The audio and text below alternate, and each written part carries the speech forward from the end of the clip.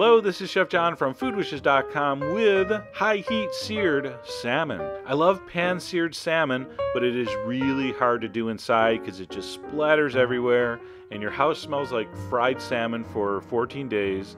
And even the mailman kind of, gives you the look like, man, your house smells like fish. All right, so to avoid all that, we're going to go outside with a well-seasoned cast iron skillet. I'm going to build a nice fire like I was doing a barbecue. But then I'm going to move the grate and put the pan right on the coals. Let it sit for 5 minutes. You want it smoking hot. All right, so our pan's preheating, like I said, at least 5 minutes. The salmon only has salt in a tiny, tiny amount of vegetable oil. I'm going to place it skin side, or what was the skin side down. That layer has a little more fat to it than this side you're looking at right now. That rounded side is leaner. So I like to sear it, even though it doesn't look as good, I like to sear it with what was the skin side down.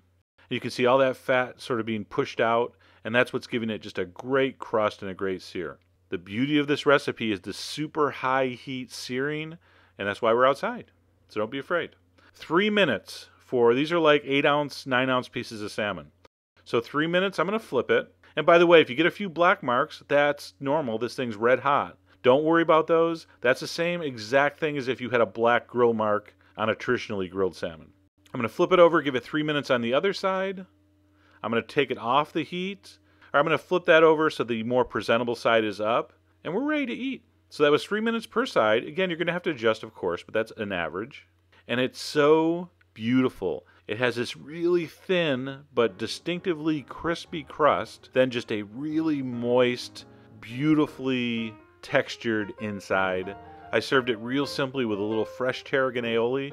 I must have that recipe on the site somewhere. And that was really, really good. And even though we only season with salt, having it seared in its own fat at that high temperature just gives it a wonderful, wonderful flavor. I think my favorite way to eat salmon. Anyway, I hope you give that a try. All the ingredients are on the site. And as always, enjoy.